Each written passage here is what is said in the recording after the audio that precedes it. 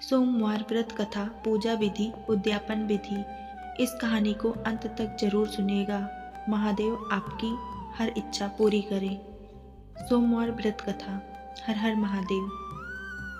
किसी नगर में एक साहूकार रहता था। उसके घर में धन की कोई कमी नहीं थी, लेकिन उसकी कोई संतान नहीं थी, जिस वजह से वह बहुत दुखी था। पुत्र प्राप्ति के लिए वह भगवान शिव प्रत्येक सोमवार व्रत रखता था और पूरी श्रद्धा के साथ शिवालय में जाकर भगवान शिव और पार्वती जी की पूजा करता था। उसकी भक्ति देखकर माँ पार्वती प्रसन्न हो गईं और भगवान शिव से उस साहूकार की मनोकामना पूर्ण करने का निवेदन किया। पार्वती जी की इच्छा सुनकर भगवान शिव ने कहा कि हे पार्वती, इस संसार में हर प्राणी को उसके कर्मों के अनुसार फल मिलता है और जिसके भाग्य में जो हो उसे भोगना ही पड़ता है। लेकिन पार्वती जी ने साहूकार की भक्ति का मान रखने के लिए उसकी मनोकामना पूर्ण करने की इच्छा जताई। माता पार्वती के आग्रह पर शिव जी ने साहूकार को पुत्र प्राप्ति का वरदान तो दिया, लेकिन साथ ही यह भी कहा कि उसके बालक की आयु केवल 12 वर्ष होगी। माता पार्वती और भगवान शिव की इस बातचीत को साहूकार सुन रहा था। उसे ना तो इस बात की खुशी थी और ना ही गम। वह पहले की भांति शिव जी की पूजा करता रहा। कुछ समय उपरांत साहूकार के घर एक पुत्र का जन्म हुआ। जब वह बालक 11 वर्ष का हुआ तो उसे पढ़ने के लिए काशी भेज दिया गया। साहूकार ने पुत्र के मामा को बुलाकर उसे बहुत सारा धन दिया और कहा कि तुम इस बालक को काशी विद्या प्राप्ति के लिए ले जाओ और मार्ग में यज्ञ कराओ। जहाँ भी यज्ञ कराओ वहीं पर ब्राह्मणों को भोजन कराते और दक्षिणा देते हुए जाना। दोनों मामा भांजे इसी तरह यज्ञ कराते और ब्राह्मणों को दान दक्षिणा देते काशी की ओर चल पड़े। रास्ते में एक नगर पड़ा जहाँ नगर के राजा की कन्या का विवाह था, लेकिन जिस राजकुमार से उसका विवाह होने वाला था वह एक आंख से काना था। राजकुमार के पिता ने अपने पुत्र के काना होने की बात को छुपाने के लिए एक चाल सोची। साहूकार के पुत्र को देखकर उसके मन में एक विचार आया। उसने सोचा, क्यों ना इस लड़के को दूल्हा बनाकर राजकुमारी से विवाह करा दूं।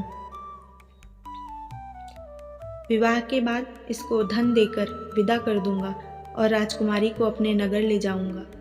लड़के को दूल्हे का वस्त्र पहनाकर राजकुमारी से विवाह कर दिया गया, लेकिन साहूकार का पुत्र एक ईमानदार शख्स था। उसे यह बात न्याय संगत नहीं लगी।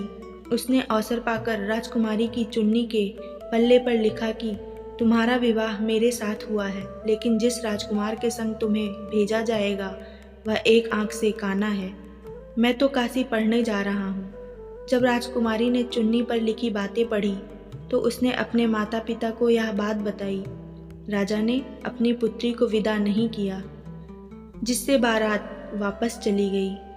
दूसरी ओर साहूकार का लड़का और उसका मामा काशी पहुँचे और वहाँ जाकर उन्होंने यज्ञ किया। जिस दिन लड़के की आयु 12 साल की हुई उसी दिन यज्ञ रखा गया। लड़के ने अपने मामा से कहा कि मेरी तबीयत कुछ ठीक नहीं है। मामा ने कहा कि तुम अंदर जाकर सो जाओ। शिव जी के वरदान अनुसार कुछ ही क्षणों में उस बालक के प्राण निकल गए। मृत भांजे को देख उसके मामा ने विलाप शुरू किया।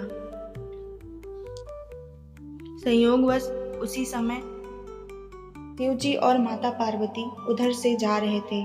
पार्वती ने भगवान से कहा, प्राणनाथ, मुझे इसके रोने के स्वर सहन नहीं हो रहा।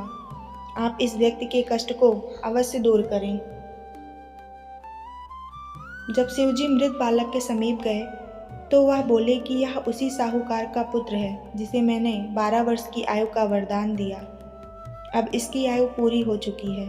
लेकिन मातृभाव से विभोर माता पार्वती ने कहा कि हे महादेव, आप इस बालक को और आयु देने की कृपा करें, अन्यथा इसके वियोग में इसके माता पिता भी तड़प तड़प कर मर जाएंगे। माता पार्वती के आग्रह पर भगवान शिव ने उस लड़के को जीवित होने का वरदान दिया। शिव जी की कृपा से वह लड़का जीवित हो गया। शिक्षा समाप्त करके लड़का मामा के साथ अपने नगर की ओर चल दिए। दोनों चलते हुए उसी नगर में पहुँचे जहाँ उसका विवाह हुआ था। उस नगर में भी उन्होंने यज्ञ का आयोजन किया। उस लड़के के ससुर ने उसे पहचान लिया और महल में ले जाकर उसकी आवभगत की और अपनी पुत्री को विदा किया। इधर भूखे प्यासे रहकर साहूकार और उसकी पत्नी बेटे की प्रतीक्षा कर रहे थे। उन्होंने प्रण कर रखा था कि यदि उन्हें अपने बेटे की मृत्यु का समाचार मिला तो वह भी प्राण त्याग देंगे, परंतु अपने बेटे के जीवित होने का समाचार पाकर वह बेहद प्रसन्न हुए। उसी रात भगवान शिव ने व्यापारी के स्वप्न में आकर कहा, हे श्रेष्ठी, मैंने तेरे सोमवार के व्रत करने और व्रत कथा सुनने से प्रसन्न होकर तेरे पुत्र को लंबी आयु प्रदान की है। जो कोई सोमवार व्रत करता है या कथा सुनता और पढ़ता है, सभी दुख दूर होते हैं और समस्त मनोकामनाएं पूर्ण होती हैं। सोमवार व्रत पूजा विधि। गाय के शुद्ध कच्चे दूध को शिवलिंग पर अर्पित करना चाहिए। यह करने से मनुष्य के तन मन धन से जुड़ी सारी परेशानियां खत्म हो जाती हैं। इसके बाद शिवलिंग पर शहद या गन्ने का रस चढ़ाएं। फिर कपूर, इत्र, पुष्प, धतूरे और भस्म से शिव जी का अभिषेक कर शिव आरती करें। अपनी मनोकामना पूर्ति के लिए हृदय से प्रार्थना करना चाहिए। इस व्रत में सफ़ेद रंग का खास महत्व है। व्रत वाले को दिन में सफ़ेद कपड़े पहनकर शिवलिंग पर सफ़ेद पुष्प चढ़ाने से व्यक्ति की सभी मनोकामनाएं पूर्ण होती हैं। सोमवार के दिन शिव पूजा का विधान है। भोलेनाथ एक लोटे जल से भी प्रसन्न हो जाते हैं। सोमवार के दिन भगवान शिव की पूजा करने से व्यक्ति की हर मनोकामना की पूर्ति होती है।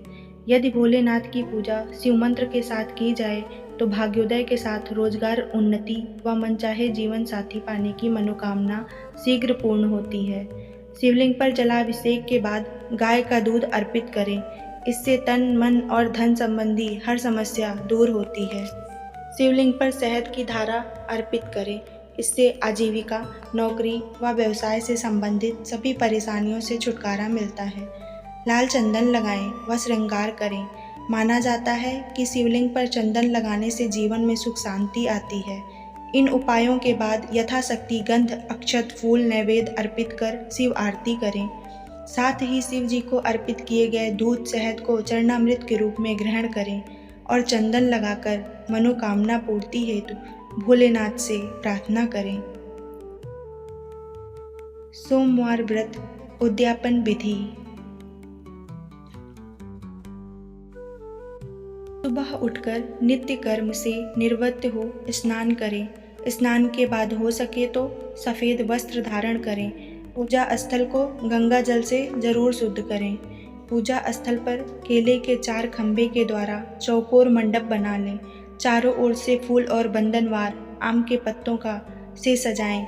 पूरब की ओर मुख करके आसन पर बैठ जाएं और साथ में पूजा सामग्री भी रख लें। आटे या हल्दी की रंगोली डालें और उसके ऊपर चौकी या लकड़ी के पटरे को मंडप के बीच में रखें। इसके बाद चौकी पर साफ और कोरा सफ़ेद वस्त्र बिछाएं। उस पर शिव पार्वती जी की प्रतिमा या फिर फोटो को स्थापित करें। चौकी पर किसी पात्र में रखकर चंद्रमा को भी स्थापित करें। सबसे पहले अपने आप को शुद्ध करने के लिए पवित्रीकरण जरूर करें। हर हर महादेव। अगर कहानी पसंद आई हो तो चैनल को लाइक, शेयर, कमेंट और सब्सक्राइब करना न भूलें। धन्यवाद।